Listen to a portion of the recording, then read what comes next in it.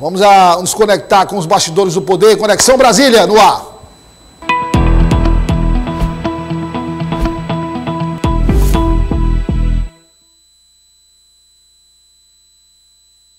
Meu amigo Genésio Júnior, direto de Brasília. Opa, Douglas. Aqui tentando ajudar esse povo. O povo não sabe nem o endereço da rede social e fica difícil. Entendeu? O nosso amigo Marcelo Augusto, o Genésio, que é o rapaz que fica aqui tá no teleprompter agora, é? Ou é no áudio? Tá no áudio. Tem um TikTok. O TikTok dele é bom, bem frequentado e tal. E aí, rapaz, ele juntou o dinheiro do TikTok para comprar uma CB600, né? CB600, aquela moto potente. E aí, juntou o dinheiro. Mas foi a Parnaíba e disse que lá veio triste, porque fez uma massagem, que eu não sei que massagem é essa, custou 10 mil reais, Genésio. Eu não sei que massagem é essa, rapaz. O Genésio que é de Brasília, que as coisas não são baratas, não custa isso. Imagine aqui, 10 mil. Aí vem uma tristeza, e nós estamos agora nessa campanha para ver se vai, essa moto, se sai agora esse negócio. Mas ele me vem com massagem depois. Agora você quer que eu vou fazer com esse negócio de massagem?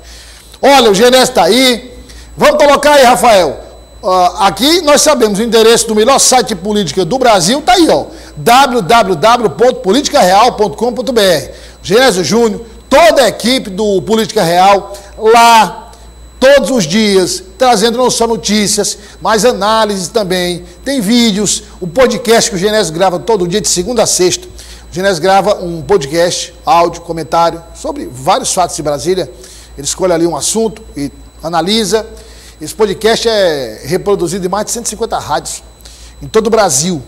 Então é um podcast muito conhecido no país e você tem uma equipe fantástica, equipe de jornalistas muito preparados e que apresentam a você os bastidores do poder. Então, www.politicareal.com.br. Vamos começar hoje com o Genésio, falando da questão religiosa que voltou na campanha e ficou mais importante que a fome.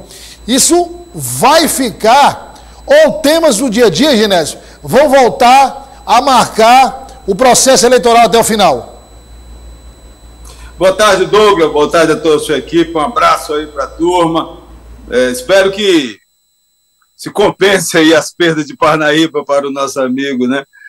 Bem, um grande abraço a todos, um abraço a quem está nos acompanhando.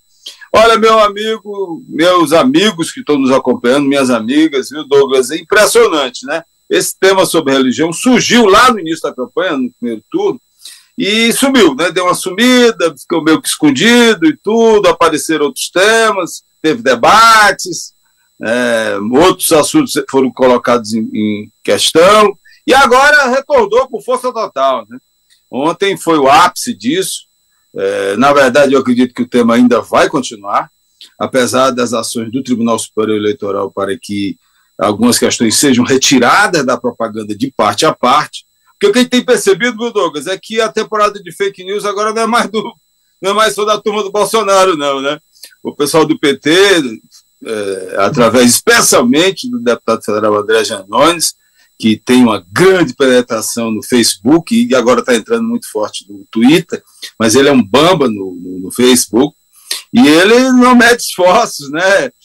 Inclusive exagera nos teclados aí, na geração de notícias, que muitas delas não são verdades, né? Como também não são verdades as colocações feitas por boa parte dos bolsonaristas. Ou seja, a temporada do fake news em torno da questão religiosa está no mundo, né? Porque imagina só, associando com que palavra complicada, me ajuda, Douglas. Canibalismo, né? E também com o chamado santanismo, né? Ou seja, são questões que estão marcando aí, né? Esse processo que eu acredito que não deveria ser, né? Eu acho que nós deveríamos tratar dos assuntos importantes, né? Como enfrentar a fome, como gerar mais emprego, né? Como manter essa inflação que caiu, né, Douglas? Porque a inflação caiu, mas a gente não pode esquecer que no final do ano essa redução dos impostos vai deixar de existir. Ou seja, como é que vai segurar os preços logo mais, né? Como é que a gente vai enfrentar essa questão? Acho que a gente tem que discutir esses temas e não ficar insistindo para saber quem crê mais ou menos em Nosso Senhor Jesus Cristo. Genésio, outra coisa que eu queria tratar com você é o seguinte: o nosso Nordeste, Inclusive que uma reportagem da Veja, essa semana colocando o governador eleito do Piauí, Rafael Fonteles, como uma liderança nova do Nordeste que nasce nesse primeiro turno das eleições e classificando o Nordeste como o cinturão vermelho. A reportagem da Veja classifica como cinturão vermelho. A pergunta que eu faço a você, e eu queria sua análise, é: qual será o papel do Nordeste neste segundo turno das eleições? O Nordeste vai ser mais importante do que o Sudeste, ou o Sudeste consegue superar o Nordeste? Douglas, essa sem dúvida é a pergunta de $1 milhão, né? Na verdade, a maior quantidade de eleitores do Brasil está no Sudeste. Mas o Nordeste tem demonstrado que virou mesmo um bunker, né? Um castelo para a candidatura do ex-presidente Luiz Inácio Lula da Silva. Eu avalio, Douglas, que vai ser muito complicado para a candidatura do presidente Bolsonaro trazer votos que ele possa conquistar e tem condições de conquistar no Sudeste, que venha compensar o que a gente está percebendo que pode vir do Nordeste. Vamos lá. Você tem ideia, Douglas? Eu conversei com algumas fontes nesse início de semana, mesmo durante o feriado, conversei longamente aí com gente importante do Nordeste, especialmente, até porque nós estamos vendo que, nesse momento, os dois candidatos estão no Nordeste, né? O presidente Bolsonaro está lá em Pernambuco, vai voltar para São Paulo, vai participar de um evento, mas esteve em Pernambuco até agora há pouco, não sei se saiu já de lá, e o ex-presidente Lula, de Salvador, ontem, onde ele estava, participando de um grande evento, de uma grande caminhada no farol da Barra, lá em Salvador, e foi para Aracaju, a vizinha Aracaju, lá dar suporte à candidatura de Rogério Carvalho, que é o candidato do PT ao governo do Estado e que está liderando as pesquisas. Bem, o que a gente tem que ver é o seguinte: nessas conversas, Douglas, eu apurei que eles estão mirando, no mínimo, 75% dos votos do Nordeste. Bem, o que é que significa isso, Douglas? Significa o seguinte: primeiro, o Nordeste é a região que tem a menor abstenção, né? Menos de 20% em vários locais, bem menos em alguns locais, para presidente da República. 5 estados não vão ter segundo turno, 4 estados vão ter segundo turno, se eu não estou enganado, 4 é 5, e o eleitor mais humilde, né, com menos escolaridade, só vai ter 2 votações para fazer. Então nós temos ali, se a gente calcular em torno de 75% de média, que é a meta deles, para você ter ideia, a Bahia, que teve 68% dos votos quase 69% dos votos para o ex-presidente Lula, deu 3.800.000 de maioria.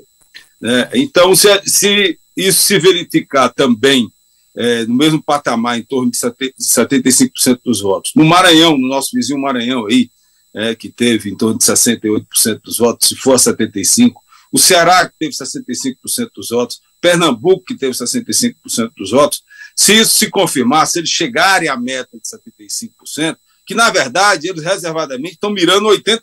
Né? Chegou a informação, eu não conversei com ele, mas o ex-governador, senador eleito, Wellington Dias, já falou para alguns colegas jornalistas que eles miram em torno de 70%. Né? Mas, na verdade, eles querem 80%. Bem, se eles chegarem aos 75%, Douglas, sabe o que significa isso? 3,5 milhões de votos a mais para o presidente Lula. Tendo como parâmetro a chamada lei da inercialidade, quem não faltou essa aula lembra da lei da inércia, significa o quê? É que os dois candidatos vão crescer na mesma proporção de como eles terminaram o segundo turno, o que é uma lógica. Porém, se não se estabelecer nenhum fato novo, um fato significativo na campanha, calcula-se que o presidente Bolsonaro, para virar essa eleição, precisaria de, no mínimo, 10 milhões de votos. Ou seja, ele teria que compensar os 6 milhões de votos que ele teve a menos que o ex-presidente Lula no primeiro turno e colocar, no mínimo, mais 4 milhões de votos. Então, para nós termos uma eleição finalizada com menos de 2% dos votos válidos de um para outro. Douglas, vai ser emoção até o último minuto, viu? É verdade. Agora, Genésio, nós tratamos, até o momento, da eleição. Então vamos agora projetar o pós-eleição, ou seja, dia 30, terminou a eleição, a votação, começa a apuração, poucas horas depois nós sabemos quem vai ser o próximo presidente do Brasil e quem serão os governadores de alguns estados que têm segundo turno. Mas especificamente sobre a eleição presidencial, após o resultado, você acha que nós teremos questionamento sobre este resultado, sobre a seriedade das urnas, sobre o processo de votação eletrônica? Nós teremos isso de volta depois do resultado nesse segundo turno? Douglas, nesses próximos 17 dias, nós vamos viver um momento decisivo para que isso se estabeleça. É porque é o seguinte, o Tribunal de Contas da União, a partir de um pedido feito pelo membro do Ministério Público lá, Lucas Furtado, que foi encaminhado à presidência do Tribunal de Contas, que está no exercício Bruno Dantas, que ele está no exercício porque houve uma vacância, né? Teve um caso lá, bom a gente informar os nossos ouvintes, internautas, telespectadores, de que o comando do Tribunal de Contas teve uma vacância, porque teve uma ministra que se aposentou, né? E com isso o vice-presidente assumiu. E quem está no exercício da presidência é Bruno Dantas. Bruno Dantas já decidiu e já encaminhou, inclusive, esse pedido feito pelo procurador do Ministério Público, Lucas Furtado, no sentido de que as Forças Armadas expliquem qual foi o resultado do teste piloto que elas fizeram a partir de um acordo com o Tribunal Superior Eleitoral. Então, se eles informarem para a sociedade, até porque o teste piloto foi feito com recursos públicos, né? E tudo que é feito com recursos públicos tem que ser explicado. Se essa informação vier a nosso conhecimento, mostrando que não houve nenhum erro no processo eleitoral a partir do teste piloto, fica muito complicado, né, para o que for derrotado, né, no caso aí, especialmente, se for o caso, né, o presidente atual, o presidente Bolsonaro, ele argumentar que houve fraude no processo eleitoral, né? E até porque nós temos mais um ingrediente, Douglas. É o fato de que, muito provavelmente, segundo as pesquisas hoje, Tarcísio Freitas, que é ex-ministro do presidente Bolsonaro, poderá ganhar a eleição em São Paulo, né? Então, imagina só como é que ele vai questionar o resultado da eleição, se por acaso o presidente Bolsonaro não conseguir virar o jogo, com o argumento de que houve algum tipo de intercorrência, que ninguém sabe o que é, né? Até porque o próprio teste piloto que foi feito no primeiro turno até agora não foi esclarecido. Como é que ele vai poder argumentar que, se em São Paulo foi eleito Tarcísio Freitas, ele, por acaso, teve a eleição fraudada? Então fica muito complicado, Douglas. Esses próximos 17 dias vão ser fundamentais. Se as Forças Armadas mostrarem para a sociedade que o teste piloto apontou que não houve nenhum tipo de intercorrência, e pelo jeito não aconteceu, porque senão eles já tinham revelado, né? Tudo indica que nós vamos ter uma dificuldade muito grande para se argumentar que houve fraude. Mas, não duvide, Douglas, não duvide. Reforçando mais uma vez, está aí na tela, o www.politicareal.com.br. O Política Real é um site que já existe há muitos anos. Tem muita credibilidade, é um site acessado em todo o Brasil, em vários estados do Brasil.